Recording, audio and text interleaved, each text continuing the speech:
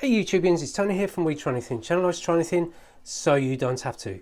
What we're going to take a look at today is we're going to kind of steer away from the usual slew of Casio watches that we've been featuring on the channel, and also like cars and stuff like that. What I thought I'd look at today is a book.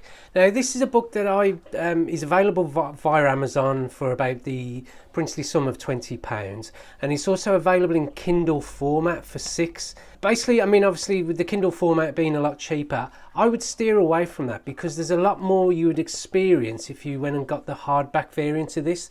Now there is a link below in the description box, just to kind of so you can go off and have a look at it via Amazon, and it is an affiliate link, so I do earn just a very small amount, and it does help the channel. But that aside, I did actually get this as a Christmas present, and I want to thank my brother Dave for doing that because that's very kind of him, and it's something I'm very, very interested in and I really do like.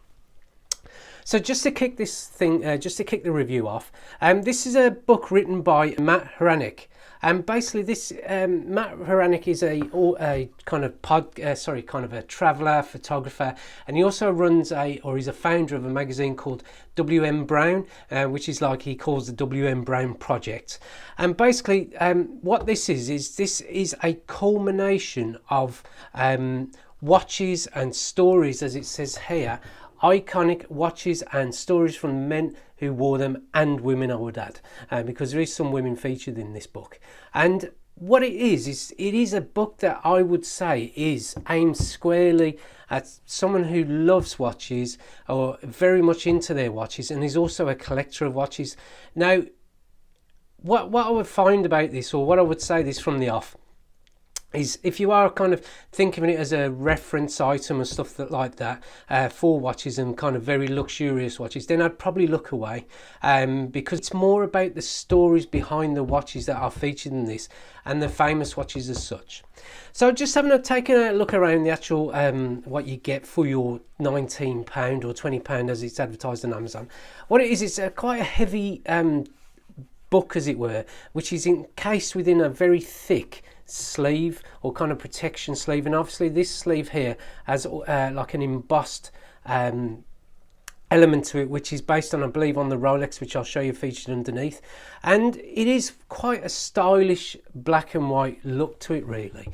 And as you can see on the back, it does celebrate the enduring relationship between a man and his watch. So as I say, it's more about the kind of stories behind the watches that are featured in this and the relationships to that watch. So I mean, as you probably understand, being a kind of, if you're interested in watches and you have a few timepieces yourself, some of the watches that you have aren't about the actual price or the kind of how many jewels or how many this, that and the other. Some of them are watches that may have been given to you by your dad or your mother or a brother or someone like that just makes that watch extra special. And as I say, this is what this is about. So as I said, looking around, it is quite a nice thick tome, and it's very heavy, well, nice and heavy, and it's also about the size of an A4 sheet, with the A4 sheet coming to about here, so it's quite a fair size. What's interesting about this as well is that it's the way the actual book comes out. I mean, it's designed so the crown here, that you pull on the crown, which brings out the actual main book itself. Now, as you can see, this is a Rolex Daytona, and this is Paul Newman's Rolex Daytona, as you can see on the back, which has the inscription of "Drive Slowly" by his wife Joanne. So it's kind of that special element to these type of watches that make it a bit more interesting. So just looking at the actual design of the actual book, it is very kind of, how can I say, very kind of classic looking and very, I would say, very well designed. It's nice contrasting black and white elements to it, with a serif kind of font that kicks it all off, and then obviously it's contrasting against a sans serif sort of modern kind of subtext and stuff like that here. But as you can see, going through it, it is really interesting, and also you do get an idea behind the people who own these watches.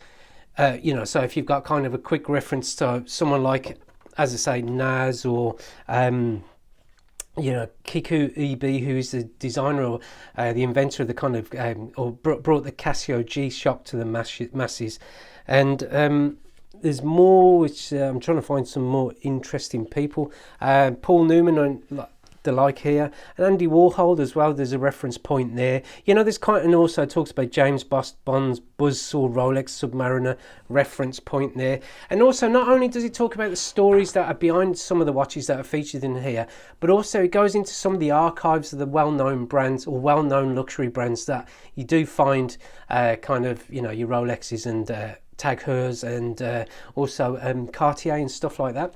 So as I say, it's very well designed. I mean, obviously prefaces the reason why the author is very interested in his watches, and this was to do with his father, you know, always pointing out well-crafted, well-designed elements, which included cars and watches and stuff like that. So that's what kind of inspired his interest in watches. And as you can see, you know, it's not a, you know, they're each kind of story behind the watch that is featured within the book isn't really a long piece, so you know, it's kind of something that's quite easy digestible and something that you can just pick up and put down. You know, you're not going to lose your place and stuff like that.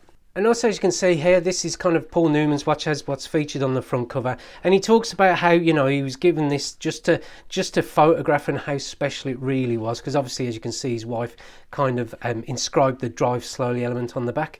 So just quickly looking through it, I mean, this is from the viewpoint of, like, for the example here, Eric Ripper, who's a chef and co-owner of Le Bardenon, and you know, like, it's literally talks about, like, for example, how watches signify for this gentleman, Eric, sorry.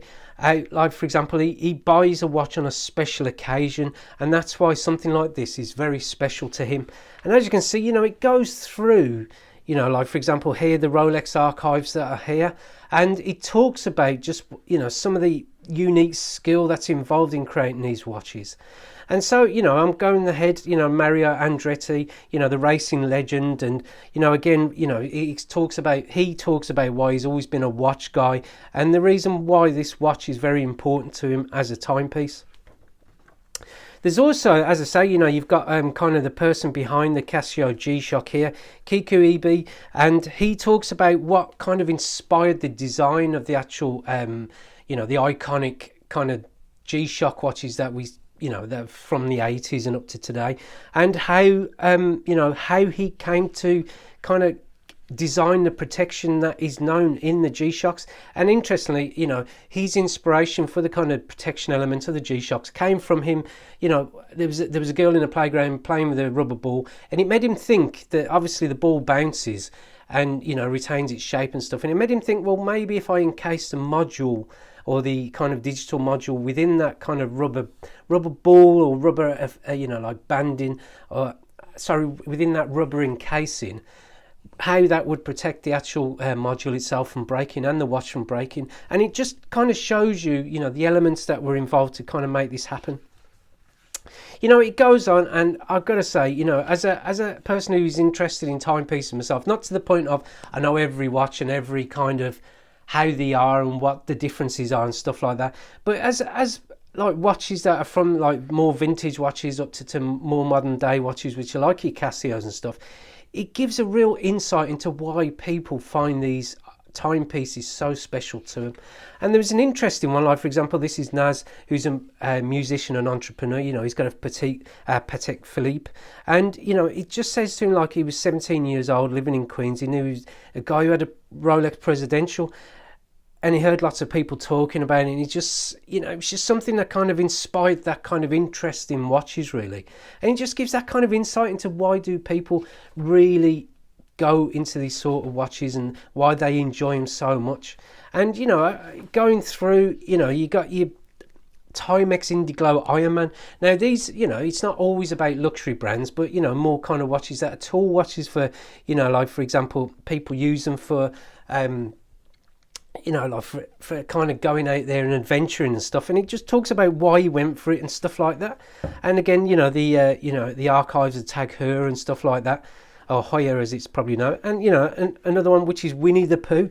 And, you know, he's you know, this Matt Hranek, who's the actual chap who's the author of this book, you know, he talks about why he's got these kind of watches, really. And there's another one which is based on, as it were, Swatch watches, which were a massive thing in the 90s and early 2000s. And this chap here, Atom Moore, he talks about why you know, what made him interested in these Swatch watches and what got him into collecting them as art pieces, because obviously these pieces weren't only just designed by Swatch designers, but they also had kind of got outside influences or outside artists to come and design the actual watch faces and the straps to make them unique. So, you know, going on, you know, like the photography within this is really nice. It's really well done. And also that, you know, I really did enjoy the writing that was behind it, and especially finding out, you know, watches that were kind of given to someone that worked as a waiter or like a maitre d' within a hotel by the likes of Bill Murray, which was just like a Timex Indiglo, which was based on, you know, the fact that the waiter, when he was asked the time by Bill Murray, he couldn't tell Bill Murray the time because his watch, he couldn't see it in the dark because obviously the restaurant wasn't that well lit. And Bill Murray gave him that watch to actually keep.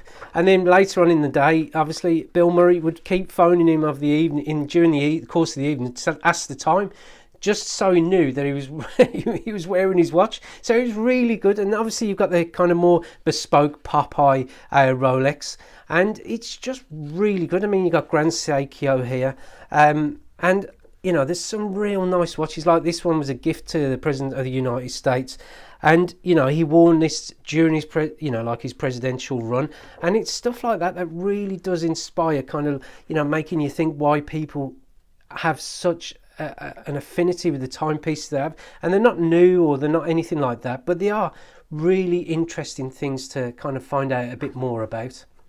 So, I mean, as I say, if you are kind of into your horology or you're into your kind of watches and stuff like that, I mean, again, you know, there's Casios from the 1980s, which is the F7. And every kind of watch featured in here, as I said, has a story behind it and has, you know, the reason for being part of this book.